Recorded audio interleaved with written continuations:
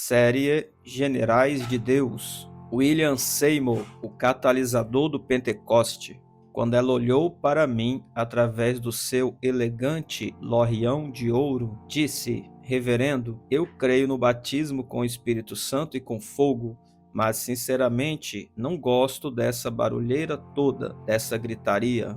Concordo plenamente com a irmã, respondi. Existem muitas manifestações entre o povo de Deus que eu também não aprecio, mas sabe de uma coisa? Quando o Espírito do Senhor desce sobre mim, eu fico realmente muito empolgado. Ela esboçou um leve sorriso, como que dizendo que não concordava. Mesmo assim, continuei. Agora, minha irmãzinha, se você quiser entrar no quarto de oração e orar buscando o batismo com o Espírito Santo, por favor, fique à vontade. E quando isso acontecer, não grite, a menos que realmente deseje fazê-lo. Simplesmente seja você mesma. Ela acenou a cabeça, concordando, e disse: Ah, sim, com certeza é o que farei. Como eu estava muito ocupado em meu escritório, distante do local de oração, mais ou menos uns 20 metros, logo me esqueci da irmã. Entretanto, repentinamente ouvi um grito agudo. Corri e rapidamente abri a porta e olhei para dentro da igreja. Lá vinha aquela irmãzinha, tão depressa como se houvesse sido arremessada de um canhão. Ela começou a saltar, dançar e clamar ao Senhor. Foi muito interessante ver aquela irmã tão reservada e fina, com seu lorrião dourado, dançando e se agitando toda, gritando e cantando, ora em línguas, ora em inglês. Fui a seu encontro, rindo por dentro, e disse: Irmã, o seu comportamento não me agrada. Ela deu um pulo nada refinado e exclamou: Talvez ao Senhor não, mas com certeza a mim sim. Servindo como catalisador do movimento pentecostal no século XX, William Seymour transformou um pequeno estábulo de cavalos localizado na Rua Azusa, na cidade de Los Angeles, em um centro internacional de avivamento. Pelo fato de o batismo com o Espírito Santo, acompanhado pela evidência do dom de falar em línguas, ocupar a maior parte das reuniões que se realizavam ali, Seymour se tornou o líder do primeiro movimento organizado a promover essa experiência. Ali em Azusa, negros e brancos, hispânicos e europeus, todos se encontravam e louvavam juntos, transpondo barreiras culturais impossíveis de se ultrapassar em outros tempos. E apesar do sucesso daquele avivamento ter sido tão curto, continuamos a colher os seus frutos. Hoje, Azusa continua sendo uma palavra muito conhecida no meio do povo de Deus. Aquela missão, localizada na Rua Azusa, produziu muitas histórias extraordinárias. O tempo não era problema para esses pioneiros pentecostais, que geralmente ficavam até altas horas orando a Deus pela libertação de alguma pessoa. Eles criam na palavra de Deus e esperavam que o seu poder se manifestasse entre eles. Em cada situação que surgia, aqueles que estavam buscando a Deus ordenavam, na autoridade da palavra, que a solução surgisse. Se algum membro da igreja tinha problemas com pragas em sua plantação, os cristãos de Azusa se dirigiam até o local e, baseados na autoridade da palavra de Deus, reivindicavam a proteção do Senhor para aquela terra. Em todos os casos que foram relatados, os insetos ficaram longe dos campos dos irmãos e não cruzaram as divisas das lavouras. E se a praga estivesse destruindo as plantações de vizinhos de algum crente, os insetos ficavam aproximadamente uns 20 metros distantes da área cultivada daquele servo do Senhor. Em outra ocasião, durante um culto, um grande número de bombeiros entrou correndo ali na missão, puxando enormes mangueiras para apagar o incêndio, mas não acharam nada. É que os vizinhos haviam visto um enorme clarão que os fez pensar que o prédio da missão estivesse sendo engolido por chamas e por isso chamaram o corpo de bombeiros. Na verdade, o que eles viram foi a manifestação da glória de Deus. A cidade de Centerville, no estado de Louisiana, está localizada em uma região meio pantanosa, a apenas alguns quilômetros do Golfo do México. Em 2 de maio de 1870, o casal Simon e Philip Seymour teve um filho. Eles haviam sido libertos da escravidão há apenas alguns anos e, por isso, William nasceu em um mundo cheio de terríveis violências raciais. A Ku Klux Klan vinha agindo livremente com grande violência por anos. A lei Jim Crow havia sido promulgada visando excluir a possibilidade de os negros terem acesso a qualquer direito social, e a segregação racial imperava por todos os lugares, até mesmo dentro da própria igreja.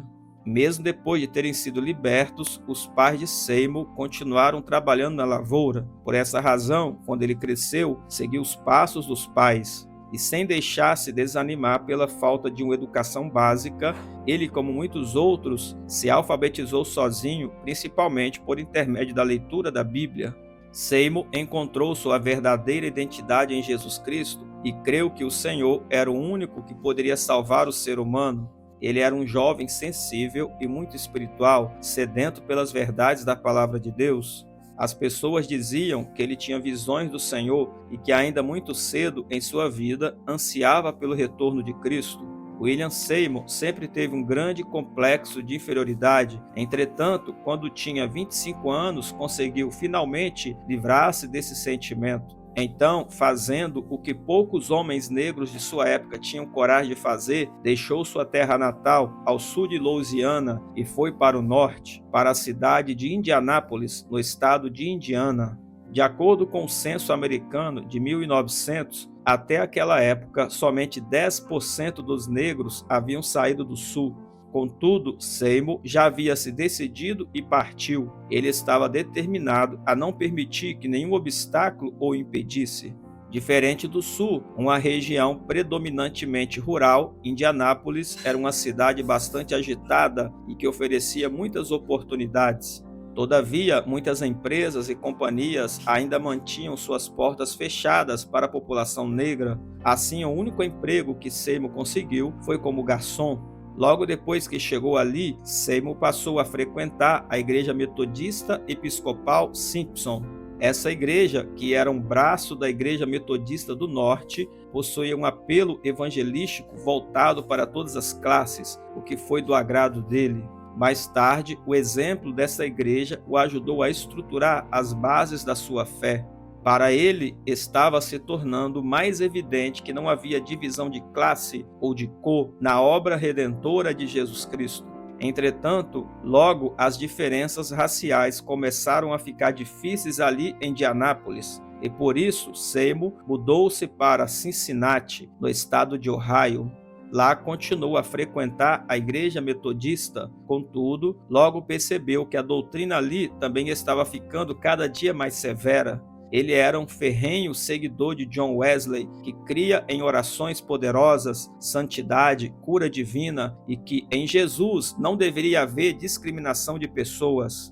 Contudo, para ele, parecia que os metodistas estavam se desviando de suas raízes. Na sua procura por uma igreja, Seymour conheceu por acaso a Evening Light Saints, Santos da Luz Vespertina, que mais tarde ficaria conhecida como o Movimento de Reforma da Igreja de Deus. Os crentes ali não usavam instrumentos musicais, não permitiam o uso de brincos ou maquiagem, e nem dança ou jogos de cartas. Embora parecesse a religião dos nãos, o grupo era extremamente feliz. Aqueles cristãos encontraram gozo na fé cristã, tanto nos tempos de bonança quanto nas adversidades. Seymour foi calorosamente recebido pelos cristãos. Foi durante esse tempo que ele recebeu o seu chamado para o ministério. Contudo, relutou bastante e estava temeroso em atender. E no meio dessa batalha, contraiu varíola, que naquele tempo era fatal. Ele, porém, sobreviveu àquele terrível sofrimento por um período de 3 semanas. Todavia, como consequência da enfermidade, perdeu a visão do olho esquerdo e ficou com profundas cicatrizes no rosto. William Seymour chegou à conclusão de que havia contraído aquela doença pelo fato de não ter respondido prontamente ao chamado de Deus. Então, submeteu-se imediatamente aos planos do Senhor e foi ordenado pelos Santos da Luz Vespertina. Começou logo a viajar como evangelista itinerante, levantando seu próprio sustento financeiro. Naqueles dias não era muito comum os obreiros do Senhor pedirem ofertas, e eram muito poucos os que o faziam. E Seymour, como muitos do seu círculo, cria que Deus era o seu provedor.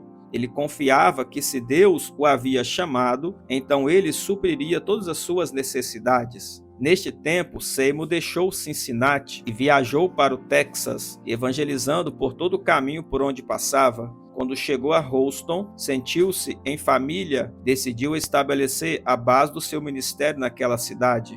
Em meados do ano de 1905, o evangelista Charles Parham estava realizando uma cruzada em Bryan Hall, no centro de Houston. Todas as noites, depois que o trânsito diminuía um pouco, Parham e seus colaboradores faziam um desfile pelas ruas da cidade, vestidos com os pomposos trajes típicos da Terra Santa, carregando seu estandarte do movimento pela fé apostólica. Os jornais falavam muito bem daqueles desfiles e sempre lhes davam destaques em suas páginas. Houston era uma cidade de uma enorme variedade cultural e por isso nas reuniões de Parham haviam pessoas de todas as raças. Certa senhora, Lucy Farrell, amiga de Seymour, participou regularmente dessas conferências e desenvolveu um relacionamento muito bom com a família do avivalista. Antes de ir embora, ele ofereceu a ela o emprego de governanta de sua família, caso ela estivesse disposta a ir com eles para Kansas, onde viviam. Farrell era pastora de uma pequena igreja Holiness. Contudo, o seu amor pela família Parham e seu desejo pelas coisas de Deus a motivaram a aceitar o convite. Por causa disso, ela perguntou a Seymour se ele não aceitaria tomar conta da igreja dela durante a sua ausência. Ele concordou e ficou ali até que ela voltou com a família Parham 2 meses depois. Quando a senhora Farrell voltou para Houston, compartilhou com Seymour sobre as maravilhosas experiências espirituais que ela havia tido na casa de Parham, inclusive sobre a sua experiência de falar em outras línguas. Ele ficou muito impressionado com a experiência dela, mas questionou o novo ensino. Mais tarde, ele também aceitaria a doutrina, embora ele mesmo tenha tido de esperar por algum tempo para falar em línguas. Os santos da luz vespertina não aprovaram a nova teologia de Seymour. Assim, mesmo que ainda não tivesse falado em línguas, ele deixou o grupo.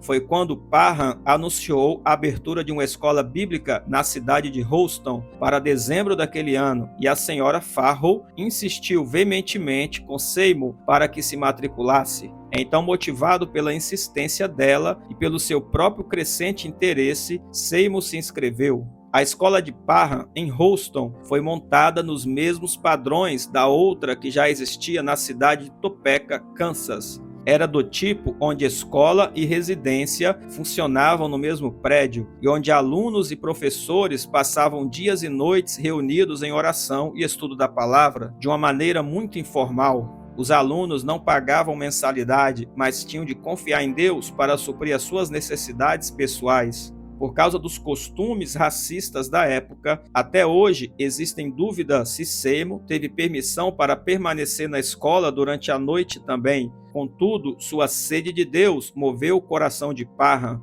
e creio que, embora tenha sido muito bem recebido por Parham, Seymour era um aluno que estudava somente durante o dia, e apesar de ele não ter abraçado todas as doutrinas que Parham ensinou, aceitou a que dizia respeito ao Pentecoste. E a partir dos ensinos dele, Seymour logo desenvolveu a sua própria teologia. Após concluir os seus estudos na escola de Parham, os acontecimentos que levariam Seymour para Los Angeles começaram a acontecer. Em 1906, no início do ano, ele começou a fazer planos para abrir uma nova igreja pentecostal, onde pudesse pregar a sua recém-descoberta doutrina.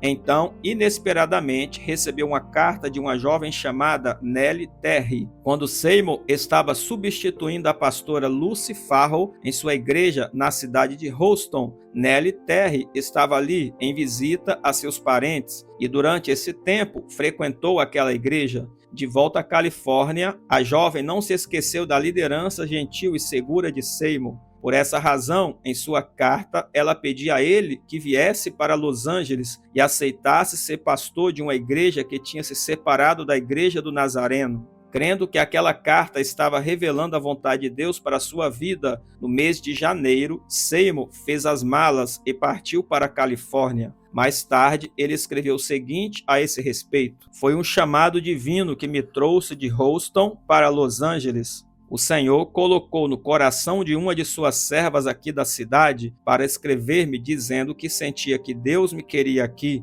e eu criei que isso era a vontade do Senhor para a minha vida. Então ele providenciou os meios e aqui estou para assumir a liderança de uma missão na Rua Santa Fé. Havia uma fome espiritual crescendo na cidade de Los Angeles, um grande anseio e um enorme desejo de que algo tremendo acontecesse ali.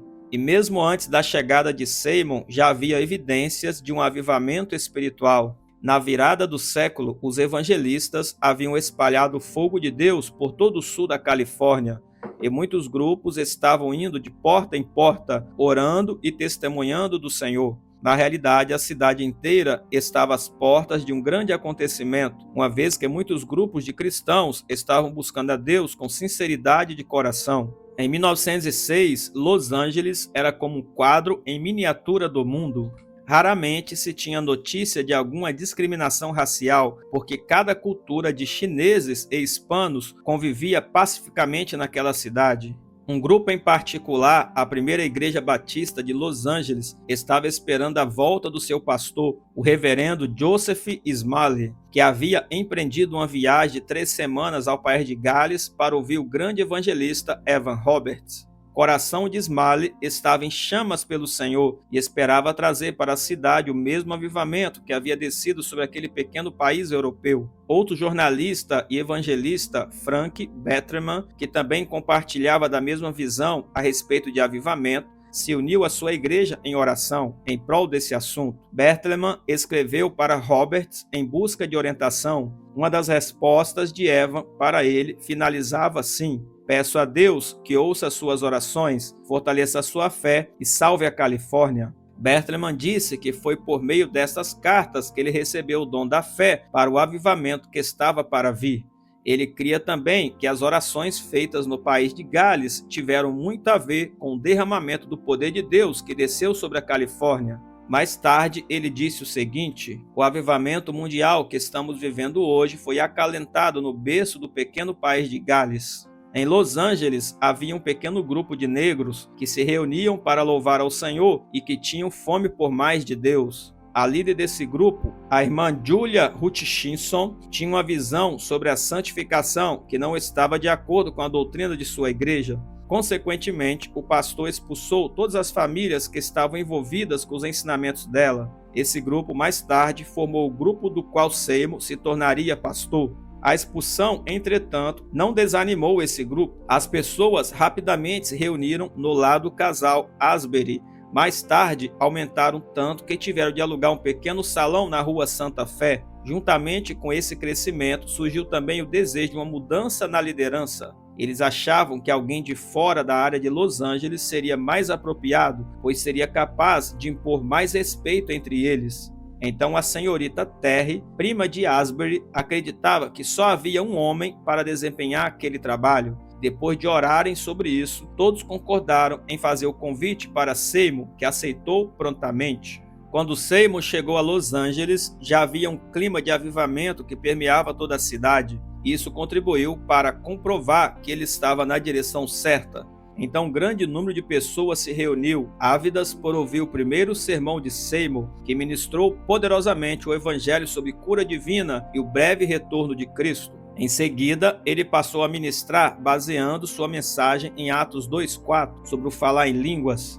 Ele disse que se a pessoa não falasse em línguas, isso significava que ela não era batizada no Espírito Santo, e admitiu que ele mesmo ainda não havia recebido essa manifestação. Apesar disso, proclamou sendo essa a palavra de Deus. As pessoas daquela cidade receberam com reações diversas. Enquanto alguns concordavam com ele, outros foram veementemente contra. Certa ocasião, uma família cujo sobrenome era Lee o convidou para jantar na casa deles. Naquela noite, ao voltarem com ele para a missão, descobriram que a irmã de Hutchinson havia fechado as portas com cadeado. Ela estava indignada e declarou que não permitiria ensino tão extremo em sua pequena missão na Rua Santa Fé. Assim, Seymour foi impedido de voltar para o seu quarto de dormir. Com isso, Seymour ficou sem lugar para ficar e bem pouco dinheiro no bolso. Dessa forma, a família Lee sentiu-se na obrigação de levá-lo para sua casa, embora com certas reservas. Enquanto esteve com essa família, Seymour permaneceu fechado em seu quarto em jejum e oração. Então, depois de vários dias, convidou os Lee para se juntarem a ele em oração e eles aceitaram. Depois disso, os membros daquela família passaram a tratá-lo melhor. E logo outros membros da missão começaram a ouvir sobre as reuniões de oração que estavam sendo realizadas na casa dos Lee e começaram a se unir a eles, e Seymour passou a ser conhecido como um homem de oração. E não demorou muito para que a irmã Hutchison ouvisse falar sobre aqueles que estavam se juntando a Seymour.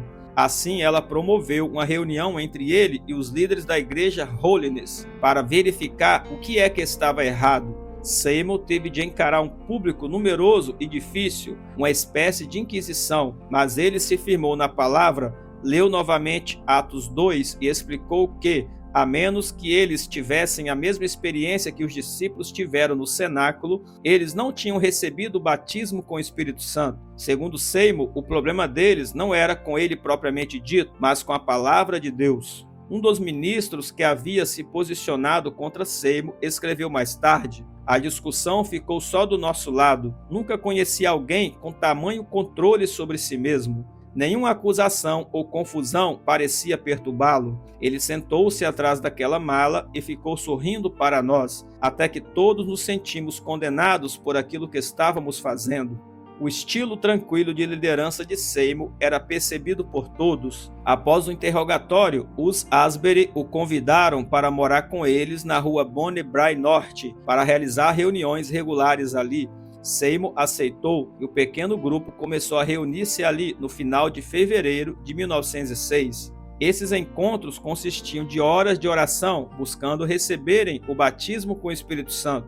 Como o número de assistentes estivesse aumentando muito, Seymour pediu ajuda à sua amiga de muitos anos, Lucy Farrell. Ele explicou ao grupo que Farrell tinha uma habilidade extraordinária para apresentar o Espírito Santo e assim tirar uma oferta para poderem trazê-la de Houston. Quando a irmã Farrell chegou, Seymour anunciou ao grupo que eles iriam começar um jejum de 10 dias até que recebessem a divina bênção do batismo com o Espírito Santo. O grupo jejuou e orou durante todo o fim de semana. Então, na segunda-feira, o Sr. Lee pediu que Seymour fosse até a sua casa para orar por ele, pois estava doente. Seymour o ungiu com óleo, orou e o Sr. Lee foi imediatamente curado. Em seguida, ele pediu para que Seymour impusesse as mãos sobre ele e orasse para que recebesse o batismo com o Espírito Santo. E tão logo Seymour fez, o Sr. Lee começou a falar em outras línguas em voz alta. Os dois se alegraram grandemente pelo resto do dia e mais tarde foram juntos para a reunião de oração da noite. Quando chegaram à casa de Asbury, na rua Bonnie Brae, todos os cômodos estavam lotados pelas pessoas. Muitos já estavam orando. Seymour assumiu a direção da reunião, liderou o grupo em cânticos, testemunhos e mais orações. Depois contou ao grupo o que havia acontecido com o Sr. Lee. Assim que terminou, o próprio Sr. Lee levantou as mãos e começou a falar em línguas. Todo o grupo caiu de joelhos, louvando ao Senhor e pedindo o batismo com o Espírito Santo. Em seguida, umas 6 ou 7 pessoas ergueram a voz e começaram a falar em línguas. Jenny Evans Moore, que mais tarde seria a esposa de Seymour, caiu de joelhos ao lado do banquinho do piano como uma das primeiras a falar em línguas. Alguns correram para a porta da frente, profetizando e pregando. Outros, enquanto falavam em línguas, correram para as ruas para que toda a vizinhança pudessem ouvi-los. A filha mais jovem de Asbury entrou correndo dentro da sala de estar e encontrou seu irmão, que também corria assustado, indo na direção contrária dela. Jenny voltou ao piano e começou a cantar com sua bela voz em mais ou menos 6 línguas diferentes, e todas com interpretação. A reunião durou até quase 11 horas da noite, quando todos foram embora em grande alegria e gratidão. Durante 3 dias, eles celebraram o que chamaram de o primeiro Pentecoste restaurado. A notícia espalhou-se rapidamente, trazendo multidões que encheram toda a área ao redor da casa de Asbury. Grupos de todas as culturas começaram a procurar pelo endereço da rua Bonnie Brae Norte, número 214. alguns ficavam do lado de fora, tentando ouvir alguém orar em línguas. Às vezes o que se ouvia era muito barulho, outras tudo ficava absolutamente quieto. Muitos caíam no chão, debaixo do poder do Espírito, e permaneciam assim por até 3 ou 4 horas. Naqueles dias também houve cura surpreendente. Uma pessoa relatou: o barulho do grande derramado Espírito me atraiu. Eu havia sido uma farmácia ambulante durante toda a minha vida, padecendo de câncer e pulmões fracos. Quando eles me viram, disseram: filho, Deus vai curar você. Naqueles dias de tão grande derramamento de poder, quando eles disseram que Deus iria curar alguém, isso era verdade. Fui curado e isso já faz 33 anos. Nunca mais voltei ao médico e nem tomei mais aqueles velhos remédios. Graças a Deus. O Senhor me salvou, me batizou com o Espírito Santo, me curou e pude seguir a minha vida me regozijando. As pessoas costumavam dizer que quando Seymour pregava para as pessoas ali na residência do Asbury, o alpendre daquela casa se tornava em um púlpito e a rua em bancos. Não demorou muito e aquela varanda veio abaixo por causa do peso das pessoas. Entretanto, foi rapidamente consertada e as reuniões puderam continuar.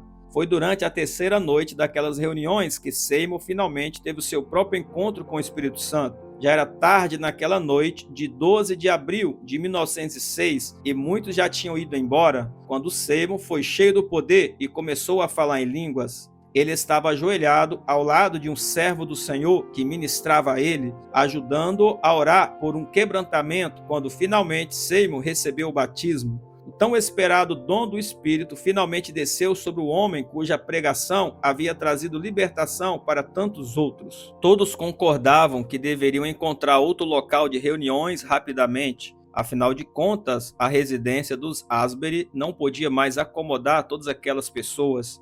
Assim, no dia 14 de abril de 1906, Seymour e seus ajudantes saíram à procura de um lugar mais apropriado. Eles andaram pela cidade, pelos locais nas proximidades de onde estavam se reunindo, até que finalmente chegaram a uma rua sem saída, aproximadamente a 1 quilômetro de onde acostumavam se reunir. E foi ali, na região industrial de Los Angeles, que eles encontraram o que antes havia sido uma velha igreja metodista. Depois de ter sido usada como igreja metodista, a construção havia sido reformada para usos variados. O prédio havia sido dividido em 2 partes. A parte de cima havia sido usada como apartamentos. Contudo, um incêndio havia destruído o piso e o telhado tipo catedral fora rebaixado e coberto com piche. Quando Seymour adquiriu a propriedade, o andar de cima estava sendo usado como depósito e a parte de baixo havia sido transformada em um estábulo para cavalos. As janelas estavam quebradas e um soquete sem lâmpadas pendiam do telhado. O proprietário ofereceu o prédio para Seymour pela quantia de $8 por mês. E como a notícia se espalhou, pessoas vieram de todos os lugares para ajudar na reforma. A.J. Osterburg, o pastor da Igreja do Evangelho Pleno, pagou vários homens para ajudarem naquela obra de restauração. Voluntários varreram o piso e lavaram as paredes. J.V. McNay, um católico devoto e proprietário da maior madeireira de Los Angeles, fez uma doação de madeira para as necessidades da obra.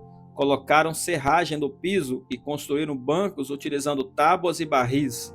2 caixas de madeira vazias foram pregadas uma sobre a outra e usadas como púlpito de Seymour. E foi neste lugar humilde, habitado por bêbados e vagabundos, que os novos inquilinos da Rua Azusa 312 se prepararam para um avivamento internacional. O dia 18 de abril de 1906 ficou marcado na história dos Estados Unidos como o dia do grande terremoto de São Francisco. No dia seguinte, um tremor um pouco menor foi sentido em Los Angeles, fazendo com que muitos, tomados de medo, se arrependessem de seus pecados. Centenas deles correram para a missão da Rua Azusa para ouvir a mensagem do Evangelho e experimentar o batismo com o Espírito Santo, acompanhado da evidência de falar em outras línguas. Mesmo os mais ricos vinham para essa área pobre da cidade para ouvir o poder de Deus. Os assentos estavam dispostos de maneira bastante singular em Azusa.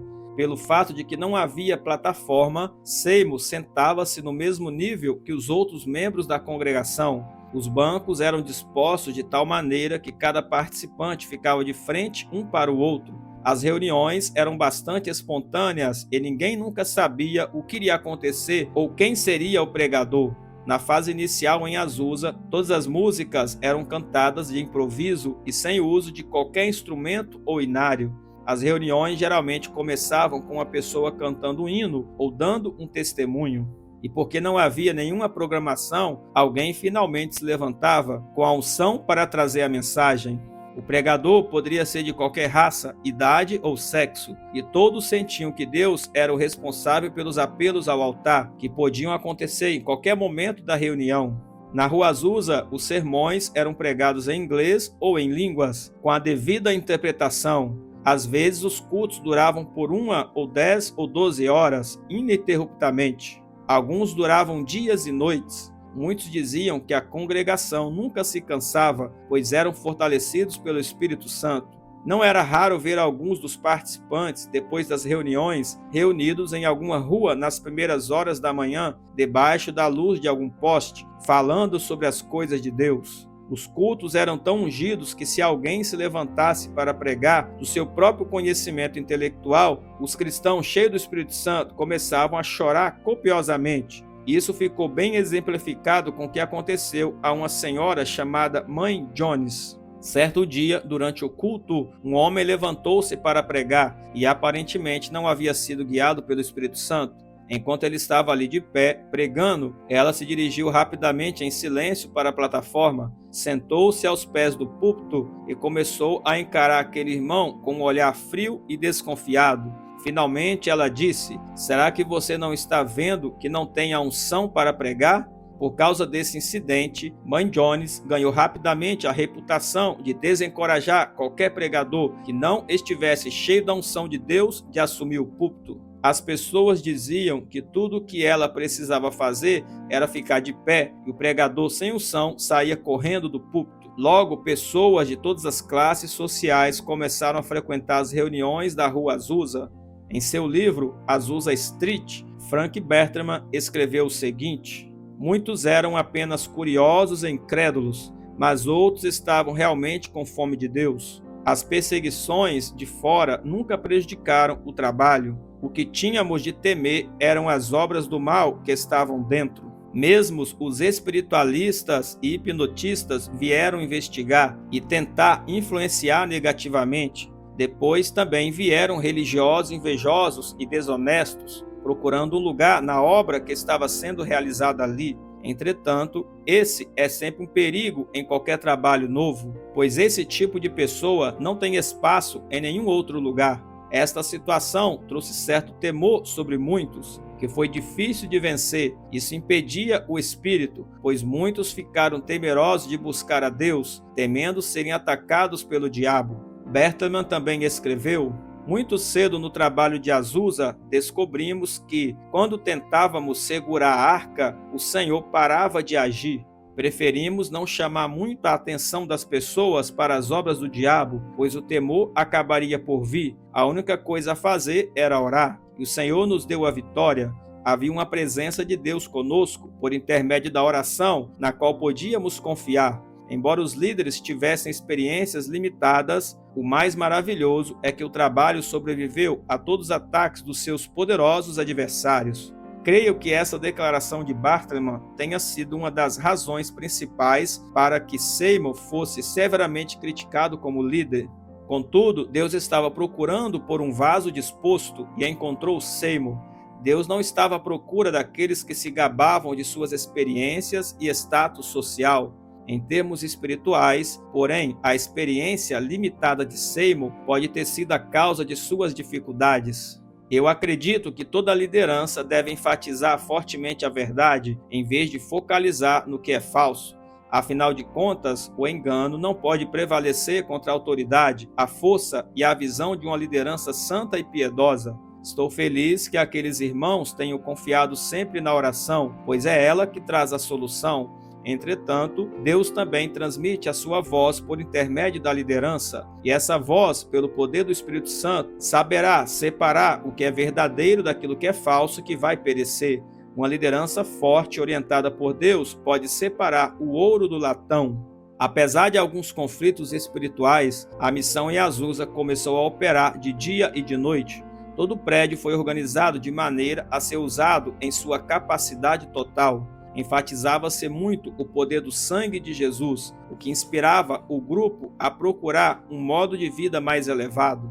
Um amor divino começou a se manifestar, impedindo que qualquer palavra desagradável fosse pronunciada entre eles. As pessoas tinham cuidado de não magoarem o Espírito Santo. Tanto rico e educado como pobre e sem instrução sentavam-se juntos na serragem e nos barris transformados em bancos. Certo homem em Azusa disse o seguinte: eu preferiria viver 6 meses nesta época de hoje do que 50 anos de uma vida medíocre. Por mais de uma vez já me detive a 2 quarteirões do local e orei pedindo forças antes de me atrever a continuar. A presença de Deus ali era absolutamente real.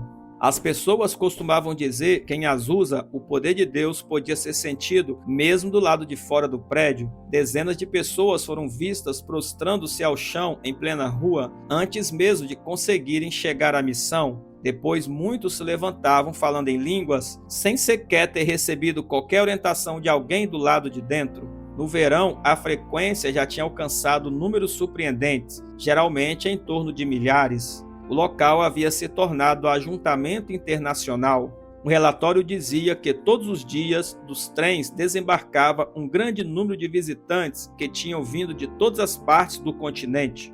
Novos relatórios das reuniões se espalharam por toda a nação, tanto na imprensa secular como na religiosa. Embora a inexperiência de Seymour pudesse ter prevalecido no início, veteranos experientes no ministério chegaram para ajudar no apoio ao trabalho dele. Muitos vieram do movimento Holiness ou eram missionários voltando do campo. O resultado dessa experiente mistura de pessoas foi um maravilhoso novo grupo de missionários que foram enviados a todas as nações. Muitos recém-batizados com o Espírito Santo sentiam-se chamados para a obra missionária em países específicos. Por isso, homens e mulheres estavam partindo para países como a Escandinávia, China, Índia, Egito, Irlanda e várias outras nações. Até mesmo a irmã Ruth Chisholm, que inicialmente havia fechado as portas da missão para Seymour, juntou-se ao trabalho em Azusa, recebeu o batismo com o Espírito Santo e foi enviada como missionária para a África.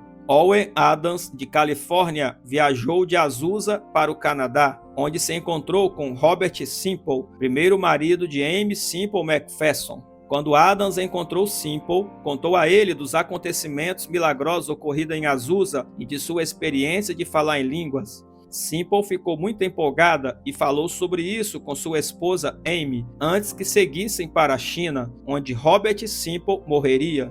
Contudo, as novidades de Adams fizeram nascer no coração de Amy uma ardente curiosidade, e assim, quando ela voltou para os Estados Unidos, escolheu Los Angeles para ser a base de seu trabalho, sendo o lugar onde surgiu o seu fenomenal ministério.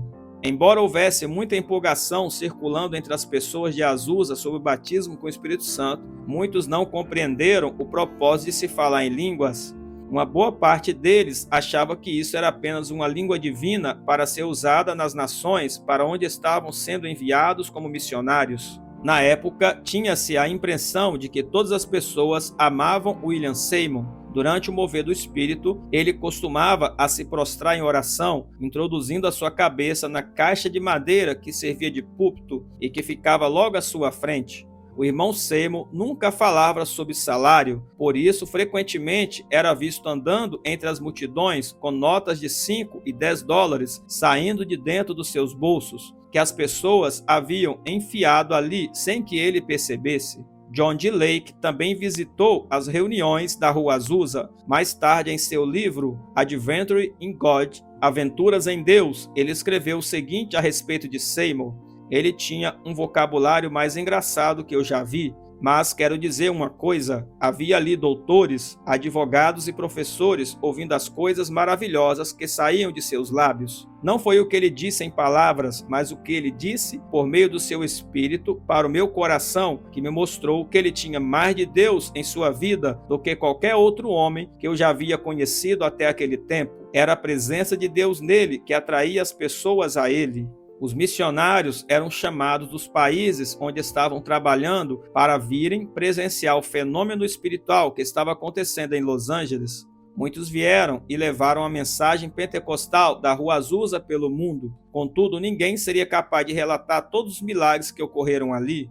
Cada membro de Azusa carregava pequenos vidrinhos de óleo para qualquer lugar que fossem, para ungirem aqueles que estivessem doentes. Eles batiam nas portas e testemunhavam e oravam pelos enfermos por toda a cidade de Los Angeles. Também ficavam nas esquinas cantando e pregando e trabalhavam como voluntários fornecendo roupas aos pobres e comida aos famintos. Isso era incrível e muito empolgante de se ver. Em setembro de 1906, a pedido das pessoas, Seymour começou uma publicação chamada The Apostolic Faith, a Fé Apostólica, e em poucos meses a lista de assinantes já estava com mais de 20 mil nomes, e logo no ano seguinte este número já havia mais do que dobrado.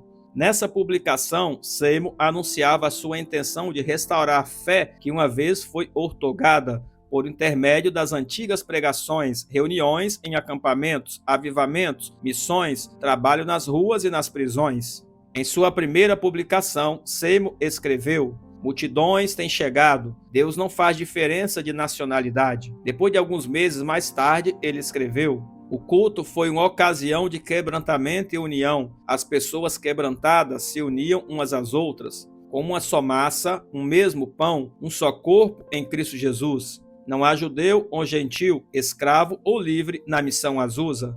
Nenhum instrumento que possa ser usado por Deus é rejeitado por causa de cor ou maneira de se vestir, ou mesmo por falta de instrução. É por isso que Deus tem edificado a sua obra, e o que é mais agradável é a amorosa união que existe aqui.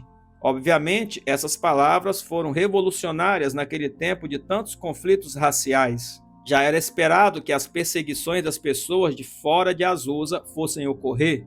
Entretanto, isso logo começou a se manifestar também dentro do movimento. Certa manhã de outono, quando alguns membros chegaram cedo à missão, viram as palavras Missão Fé Apostólica escrita no alto do prédio. Por causa disso, começaram a acusar a missão de estar se envolvendo na forma de uma nova denominação.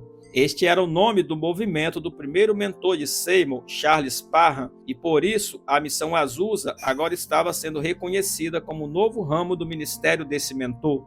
Muitos temiam que a missão estivesse se tornando apenas mais uma na rede de igrejas e escolas bíblicas de Parham. Alguém que estava ali na época escreveu: daquele tempo em diante, os problemas e as divisões começaram a surgir. Já não se percebia a mesma liberdade no espírito para todos como antes. O ministério havia mudado, passando a ser apenas mais um grupo, uma organização rival entre as outras igrejas e seitas da cidade. A igreja é um organismo, não uma organização comum. Naquele tempo, Azusa havia estabelecido centros evangelísticos em Seattle e Portland, sob a direção de uma mulher de nome Florence Crawford. A sede de Los Angeles tentou atrair todos os focos de avivamento da costa oeste para a sua organização, mas não foi bem sucedida, e assim a obra do avivamento foi aos poucos preparando-se para o seu fracasso. Aquela nova parte do corpo de Cristo também não entendeu o conceito da espera. Eles ficavam simplesmente esperando por horas pelo derramar do Espírito. Depois, quando sentiam que muitos estavam abusando desse tempo, ficavam inquietos e incomodados. O que eles não imaginavam era que o Espírito Santo já havia vindo, ele estava ali. Além disso, houve também a confusão em torno da compreensão que eles tinham a respeito de falar em outras línguas. Até ali, o que haviam aprendido era que o dom de línguas era apenas para o desenvolvimento de missões estrangeiras. Criam que se uma pessoa tinha o chamado para o campo missionário, receberia o dom de pregar na língua da nação para onde estava sendo chamada. Muitos missionários de Azusa ficaram desapontados quando descobriram que essa não era a regra. embora seja um fator bíblico e histórico que esse dom pode se manifestar com esse propósito, não é apenas esse o seu uso. E foi um pouco mais tarde, durante o crescimento do movimento pentecostal, que esse dom seria entendido também como oração em línguas. Contudo, ali na Rua Azusa, a experiência de falar em línguas estava apenas engatinhando. Os crentes de Azusa também acreditavam que a pessoa só precisava falar em línguas uma vez para ser cheia do Espírito Santo. Para os primeiros membros ali, falar em outras línguas era um mover soberano de Deus, que significava esperar em Deus para que ele viesse sobre eles. Junto com todos esses mal-entendidos, começou a circular entre eles acusações de que as manifestações carnais estavam sendo denominadas de mover do Espírito Santo. E sendo essa compreensão espiritual algo tão novo, o amigo leitor pode imaginar como era difícil liderar isso tudo. Foi então que Seymour escreveu para Charles Parham, pedindo que ele viesse a Azusa e presidisse um avivamento para todos. Embora Seymour não concordasse totalmente com toda a teologia de Parham, creio que ele respeitava e confiava na experiência de liderança dele. Talvez acreditasse que Parham poderia mostrar outro ponto de vista e inflamar um novo mover de Deus. Também foi falado que muitos outros escreveram cartas a Parham implorando que ele viesse até Azusa e determinasse quais manifestações eram fingimento e quais eram verdadeiras. Não há documentação dessas cartas, mas a senhora Parham disse que algumas delas estão em sua coleção. Temos apenas uma carta escrita por Seymour para Parham que diz: "Estamos esperando que um avivamento geral comece novamente quando você chegar, e que esses pequenos avivamentos irão se juntar em um só e formar um grande avivamento unido." É verdade que houve muitas divisões entre os avivamentos de Los Angeles. Contudo, pelos primeiros exemplos do caráter de Seymour, creio que ele desejava que Parham unisse a cidade, em vez de discipliná-la. E a verdade é que Parham não teria ido a Azusa se não tivesse sido convidado. Quando Parham chegou, Seymour o apresentou como o pai deste evangelho do reino. Acredito que Seymour estava sendo sincero, pois ele precisava de um pai espiritual para ajudá-lo a liderar aquele grande movimento. Entretanto, o que quer que seja que ele esperava de Parham, as coisas não aconteceram como ele havia planejado. Depois dos 2 sermões de Parham e das suas exortações em particular, Seymour fechou as portas da missão para ele. Fico me perguntando o que será que Parham disse a Seymour? O que pode ter provocado a atitude dele de manter Parham longe de Azusa? Embora seja verdade que a educação, a liderança e a experiência de Parham fossem diferentes das de Seymour, a visão de ambos a respeito do batismo com o Espírito Santo parecia ser a mesma. Quando chegou em Azusa, Parham sentou-se no culto enquanto olhava horrorizado para as manifestações que estavam acontecendo a seu redor. Durante os seus cultos, ele permitia que os membros tivessem certa liberdade, mas nada que beirasse o fanatismo. Alguns dos estudantes das escolas bíblicas do próprio Parham até sentiam que ele era muito rigoroso em sua definição de fanatismo. E em Azusa, além dos gritos e das danças, as pessoas se chacoalhavam e tremiam. Era uma atmosfera profundamente emocional e havia muitas manifestações verdadeiras do Espírito juntamente com as falsas. Por causa da variedade de culturas ali presentes, Seymour acreditava que cada pessoa deveria ter liberdade para ter a sua própria experiência emocional, baseada em como cada indivíduo entendia o mover do Espírito, independentemente deste entendimento estar certo ou errado. A teologia de Seymour permitia que o Espírito Santo tivesse total liberdade para agir. Contudo, poucos sabiam o suficiente sobre o mover do Espírito para liderar o povo nessa questão.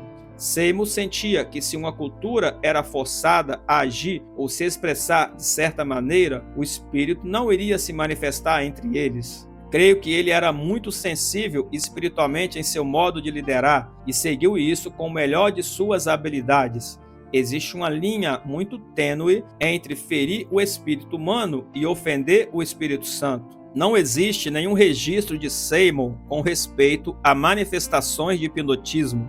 Entretanto, existe de Parham. Vejamos um de seus relatórios sobre o assunto. Eu corri para Los Angeles e, para minha surpresa e espanto, encontrei a situação ainda pior do que imaginava: manifestações na carne, possessões. Embora muitos estivessem mesmo recebendo o verdadeiro batismo com o Espírito Santo, vi pessoas no altar praticando o hipnotismo naqueles que estavam buscando o batismo com sinceridade de coração. Depois de pregar por 2 ou 3 minutos, 2 líderes da igreja me disseram que eu não era bem-vindo naquele lugar. Então, juntamente com alguns cooperadores do Texas, abrimos um grande avivamento no prédio WCTU em Los Angeles. Muitos foram salvos e maravilhosas curas aconteceram. E mais ou menos umas 300 pessoas que estavam possessas ou com estranhos espasmos e ataques durante os trabalhos na Rua Azusa foram libertas. Receberam os verdadeiros ensinos do Pentecoste e também falaram em outras línguas. Quando falei sobre as diferentes fases do fanatismo que se tem visto aqui, o fiz com toda a bondade e ao mesmo tempo com todo temor e firmeza. Contudo, vou falar francamente com respeito ao trabalho que encontrei aqui. Encontrei influências hipnóticas, influências de espíritos familiares, influências do espiritismo, do mesmerismo e todo tipo de feitiços, espasmos, pessoas em transes, etc. Também quero dizer umas palavras sobre o batismo com o Espírito Santo. O falar em línguas nunca é produto de nenhuma das práticas ou influências mencionadas acima. Tais procedimentos não são conhecidos entre nossos obreiros, como a sugestão de certas palavras e sons, um tipo de movimento do queixo, uma massagem na garganta. Existem muitos em Los Angeles que cantam, oram e falam em línguas maravilhosamente, à medida que o Espírito os orienta, mas existe muita barulheira aqui que não é dom de línguas de maneira nenhuma. O Espírito Santo não faz nada que não seja natural ou apropriado, e qualquer empenho forçado do corpo, mente ou da voz não é obra do Espírito Santo, e sim de algum espírito familiar ou outra influência. O Espírito Santo nunca nos leva além do ponto do autocontrole ou do controle de outros, enquanto que espíritos familiares ou fanatismo, ambos nos fazem perder o autocontrole e a capacidade de ajudar aos outros.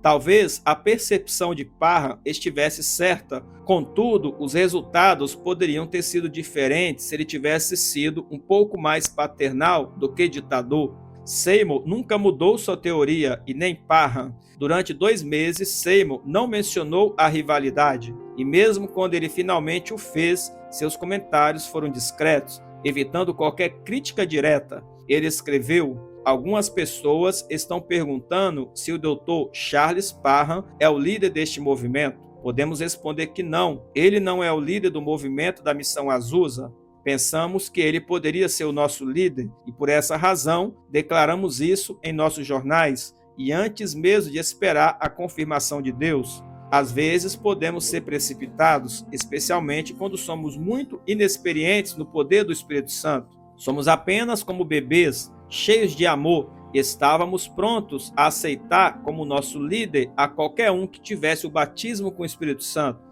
Entretanto, o Senhor começou a nos estabelecer e vimos que ele deveria ser o nosso líder. Por isso, honramos a Jesus como grande pastor das ovelhas. Ele é o nosso modelo. Assim, na tentativa de defender a sua doutrina de unidade, Seymour permaneceu fiel aos seus ensinamentos, não permitindo que nenhuma palavra rude fosse proferida contra qualquer dos seus acusadores. Embora Seymour fosse um seguidor de John Wesley, ele nunca seguiu seus ensinamentos sobre santificação. Seymour cria que uma pessoa poderia vir a perder a salvação se agisse na carne. Ele ensinava que a santificação, ou a perfeição sem pecado, era uma obra da graça, diferente da salvação. Uma vez que a pessoa fosse santificada, iria agir em santidade durante todo o tempo. Entretanto, se pecasse, ela perderia a salvação. Pode imaginar os problemas e acusações que esse tipo de ensino provocou ali em Azusa? Muitos cristãos superzelosos eram pegos apontando o dedo e julgando uns aos outros. O comportamento farisaico deles resultou em conflitos, divisões e muita controvérsia. Na verdade, essa era a razão principal de Seymour nunca reagir na carne por causa de alguma perseguição que viesse contra ele.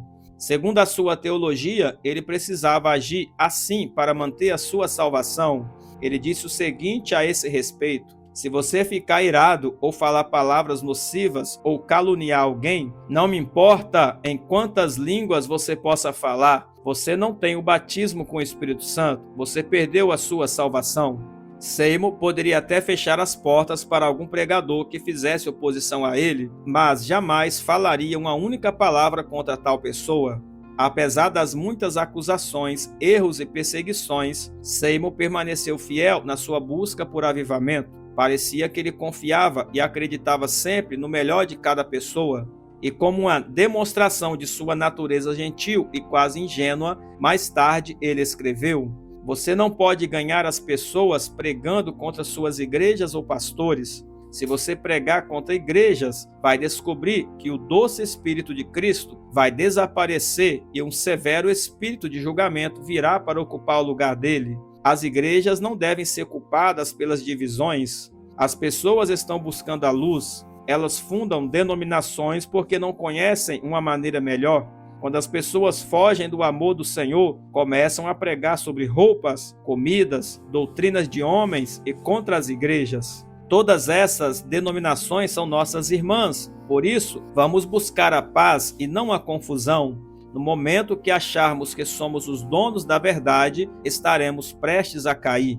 Na próxima primavera, Seymour precisava decidir se iria comprar o local em Azusa ou mudar-se para outro local. Então ele apresentou as opções para a congregação e os irmãos concordaram em fazer um pagamento imediato de $4.000 dos 15.000 que precisavam.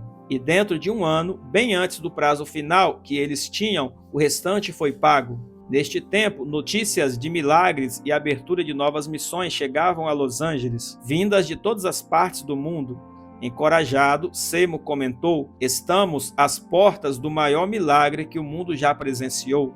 Durante esse tempo, Seymour começou a pensar em se casar. Então Jenny Evans Mori, um membro fiel do seu ministério em Los Angeles, tornou-se a sua esposa.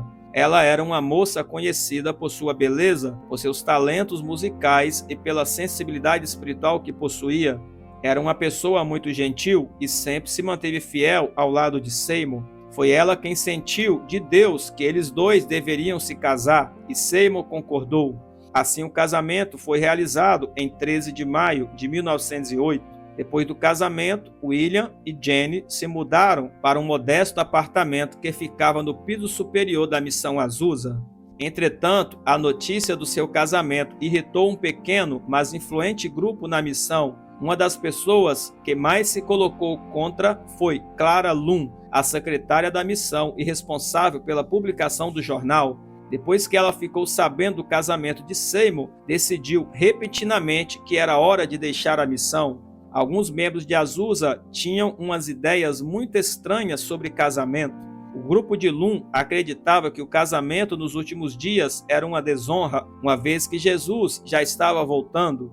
Ela condenou severamente Seymour por causa de sua decisão.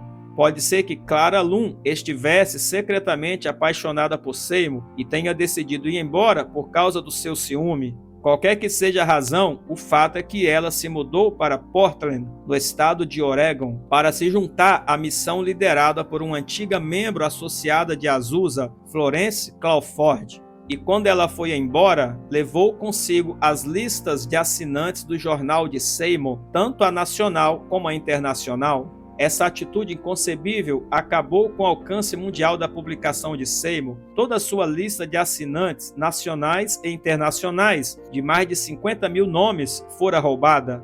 Ele ficou apenas com os assinantes da cidade de Los Angeles. Então, quando a edição de maio de 1908 da revista Fé Apostólica foi enviada para o correio, a capa era igual às anteriores, mas dentro havia uma nota avisando do novo endereço em Portland, para onde os assinantes deveriam enviar suas ofertas e correspondências. Os milhares que ansiosamente liam o jornal e enviavam as suas contribuições para a publicação, agora começaram a enviá-las a Portland sem questionar a mudança. E já no número de junho não havia nenhum artigo de Seymour publicado. Finalmente, por volta de setembro daquele ano, as referências sobre Los Angeles foram omitidas completamente. Quando ficou claro que a senhorita Lum não voltaria, os Seymours viajaram até Portland para confrontarem e pedir de volta a lista. Contudo, eles nunca conseguiram o seu intento. E sem essas informações vitais, era impossível para Seymour continuar com a sua publicação, e assim começou uma era dramática em Azusa. Durante os anos de 1909 e 1910, Seymour continuou seu ministério em Azusa, apesar de o número de pessoas ter diminuído dramaticamente por falta de influências e recursos. Então ele deixou 2 jovens na direção da missão e partiu para Chicago em uma viagem de pregações pelo país. E no início de 1911, William Durham começou a realizar reuniões em Azusa em seu lugar.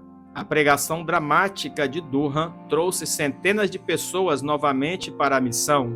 Até muitos dos antigos cooperadores de Azusa, de muitas partes do mundo, também voltaram para a missão. Quando o fogo começou a descer novamente ali, eles chamaram isso de o segundo aguaceiro da chuva tardia.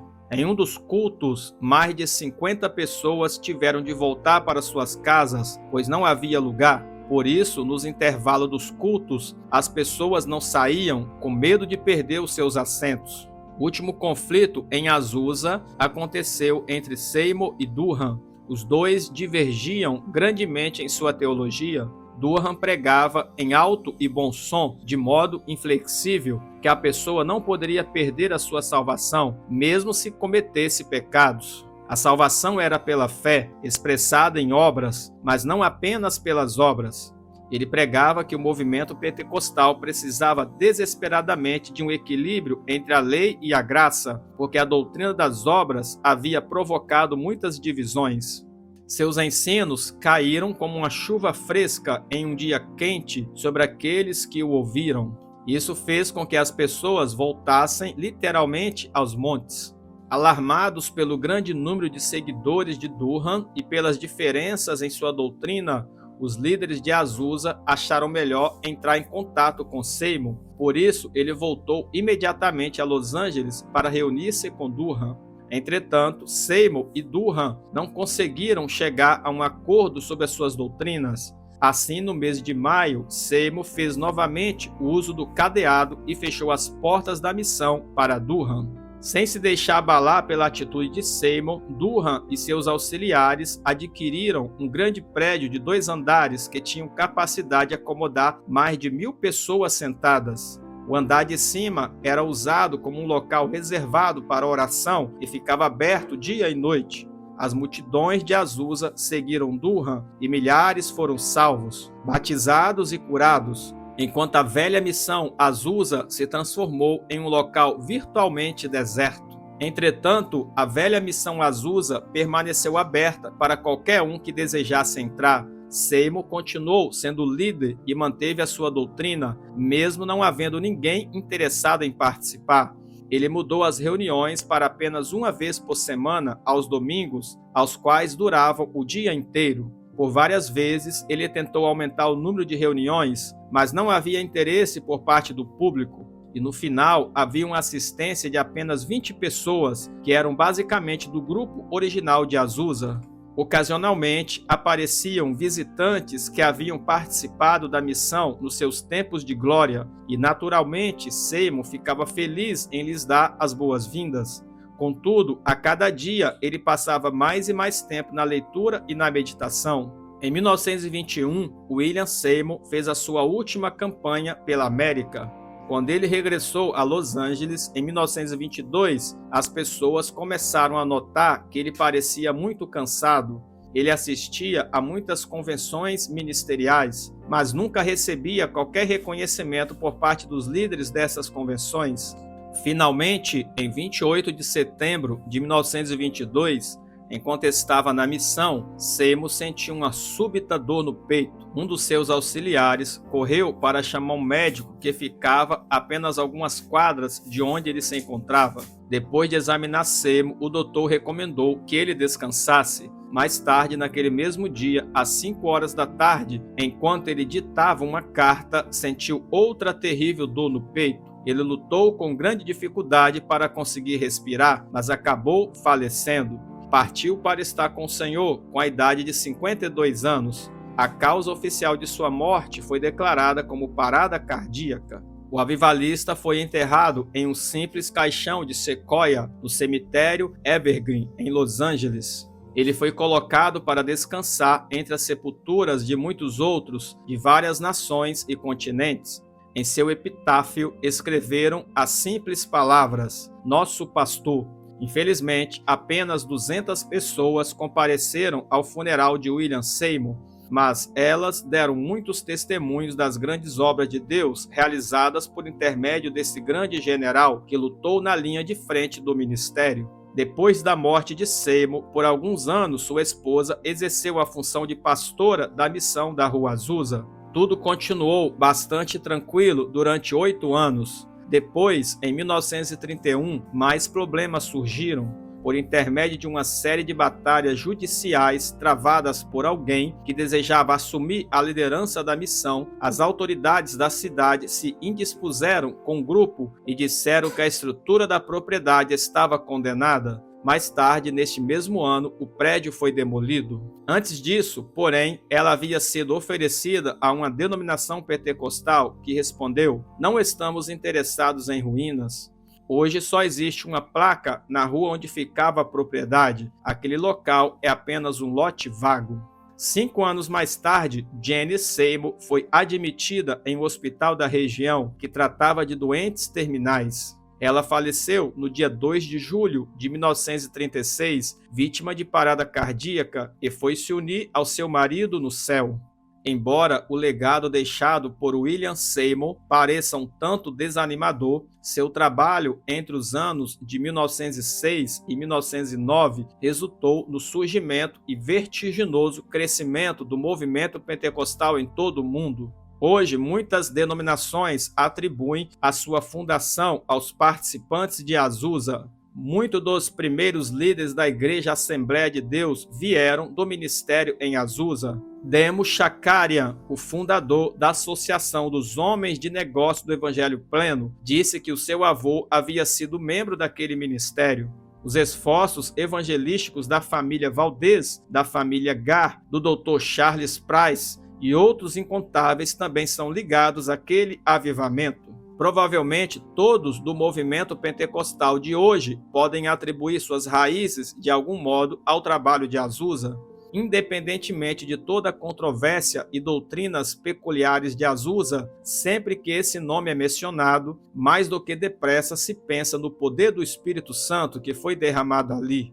Alguns têm tentado fazer o avivamento da Rua Azusa e do ministério de William Seymour uma simples questão de racismo. Infelizmente, algumas vezes, um genuíno mover de Deus acaba ficando em segundo plano em função de considerações raciais. Talvez este seja o principal motivo porque o que se deu em Azusa tenha durado apenas 3 anos. Deus não permitiria que sua glória fosse vítima das discussões de homens, e se isso porventura acontecesse, ele se aparta e finda a questão.